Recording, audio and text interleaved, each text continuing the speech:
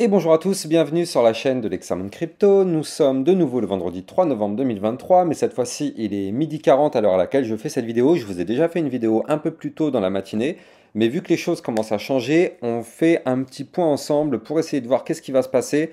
Parce que là, on le voit que depuis ce matin, la map s'est quand même bien assombrie malheureusement. Ce matin, on était quand même avec la moitié dans le vert, la moitié dans le rouge. Là, on voit quand même qu'on est quasiment tout dans le rouge. Et bien sûr, tout ça, c'est pourquoi? Eh bien, c'est parce qu'on a un Bitcoin qui, malheureusement, a décidé d'entamer peut-être un retracement.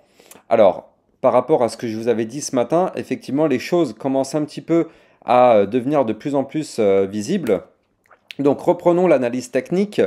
En vue 4 heures, bien sûr, je rappelle que tout ce que je vais vous dire dans cette vidéo ne sont en aucun cas à prendre pour des conseils financiers. Alors, dans cette vue 4 heures, qu'est-ce qu'on voit entre ce matin et maintenant? Eh bien, ce matin, vous le voyez, on était quelque part par là, où on tentait la réintégration du range par le haut. Vous le voyez ici, cette boîte violette qui était là, ça c'était un range, et donc ce matin, on était en train de tenter la réintégration. Bon, là vous le voyez parfaitement sur ce tracé, malheureusement, la réintégration du range a été faite. Or, vous le savez, quand on réintègre un range en venant du haut, le but est d'aller chercher malheureusement le bas du range. Qu'est-ce qui s'est passé? Donc on a réintégré ce range par le haut, boum, on a été chercher le bas du range. Pour l'instant, ce bas du range, il tient, hein, vous le voyez ici, ça tient parfaitement.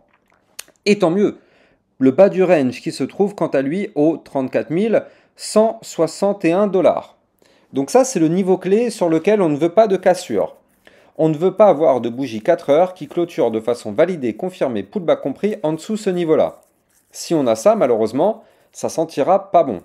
Ça sentira pas bon parce qu'une cassure du range par le bas, bah, c'est un signal négatif, hein, on va pas se mentir.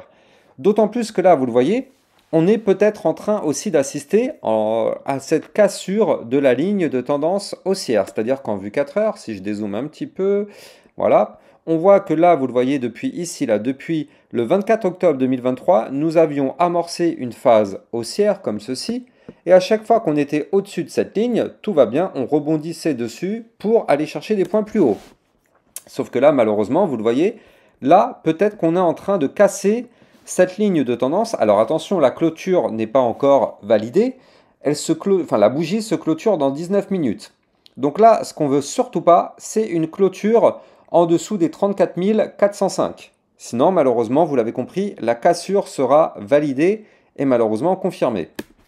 Maintenant, vous le savez, il y a toujours un pullback. C'est-à-dire que si on casse effectivement cette ligne de tendance, eh bien, il y a quand même des grandes probabilités de revenir tester cette ligne de tendance. Vu qu'on break un niveau clé, la plupart du temps, on revient tester ce niveau clé.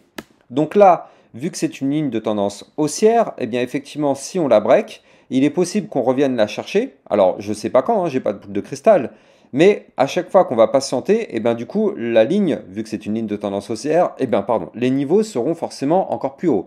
Donc, ça, on n'aura pas le choix, il faudra surveiller ça petit à petit. Je vous communiquerai effectivement les niveaux. D'ailleurs, pour tous ceux qui sont dans mon channel des alertes, vous avez déjà toutes les informations à suivre par rapport à tout ce qui se passe du côté du Bitcoin en temps réel. Je rappelle que mon channel des alertes vous permet de recevoir des analyses techniques tout au long de la journée sur le Bitcoin, bien sûr aussi sur des altcoins qui sont intéressantes à suivre. Bon, là, en ce moment, vu que le Bitcoin est plutôt baissier, bah, ça ne sert à rien de se pencher du côté des altcoins, hein. Quand le Bitcoin crash, tout crache avec lui. Bref, donc si vous êtes intéressé par ce channel, vous allez trouver le lien en description de vidéo. Le partenaire de cette vidéo, c'est AKT.io, qui est une application bancaire spécialisée dans l'épargne et l'investissement en crypto. En tant qu'entreprise française enregistrée auprès de l'AMF et basée à Sophia Antipolis dans le sud de la France, AKT.io se conforme scrupuleusement aux normes de sécurité les plus rigoureuses, garantissant ainsi la sécurité absolue de vos paiements et de vos données. Que propose AKT.io? Déjà, vous allez avoir une inscription qui dure à peine 5 minutes et suite à cette inscription, vous allez avoir directement un IBAN que vous pourrez utiliser. Vous allez aussi avoir une carte AKT.io sur laquelle vous allez pouvoir dépenser votre argent sans frais dans n'importe quel magasin. AKT.io vous permettra bien sûr d'acheter et de revendre vos crypto-monnaies, mais aussi bien sûr, vous allez avoir un livret de cloud mining pour faire prospérer et optimiser la croissance de votre épargne en investissement dans le minage du Bitcoin, pour pouvoir profiter d'un rendement annuel potentiellement jusqu'à 16,95% avec des profits crédités quotidiennement. Vous allez aussi avoir un livret DeFi pour optimiser votre épargne grâce à la finance décentralisée. Vous allez pouvoir profiter de l'intérêt composé et obtenir un rendement de 6,05% par an sur votre épargne sans limite de dépôt ni aucun minimum requis. Vous allez avoir aussi une gestion intelligente, c'est-à-dire que vous allez pouvoir confier l'ensemble du processus d'investissement à leurs algorithmes avancés pour laisser leur intelligence artificielle automatiser l'achat et la vente de vos crypto-monnaies pour maximiser les rendements et minimiser les pertes. Et bien sûr, vous allez pouvoir préserver votre capital parce qu'en fait, en cas de crash, vous allez pouvoir activer le système de préservation du capital. Les algorithmes intelligents d'AKT.io alloueront automatiquement votre capital en USDT pour limiter votre exposition au risque. Pour finir, le service de AKT.io, le service client, est assez incroyable car si vous avez une question, vous allez avoir une réponse en moins de 2 heures en moyenne. Donc avec AKT.io, vous allez enfin pouvoir avoir une liberté financière. Vous allez trouver le lien de AKT.io en description de cette vidéo. Donc là, maintenant, vu que là, on arrive vers le bas du range, on ne veut pas le breaker. Ça, on avait déjà vu ça tout à l'heure. Maintenant, ce qui va compter, c'est aussi ici. Vous le voyez, on a le trait vert fluo qui est là. C'est la moyenne mobile 50 périodes, qui est une zone de support là aussi. Donc le support, il est à 34 127 $. Ça veut dire que si jamais on break le range, 34 161 $, eh bien, on ira chercher la ligne de tendance, la moyenne mobile 50 périodes à 34 127 $. Et si tout ça, ça lâche, malheureusement, eh bien, il y a quand même d'autres supports, hein. J'en ai un à 39 995 et j'en aurai un autre à 33 671 $.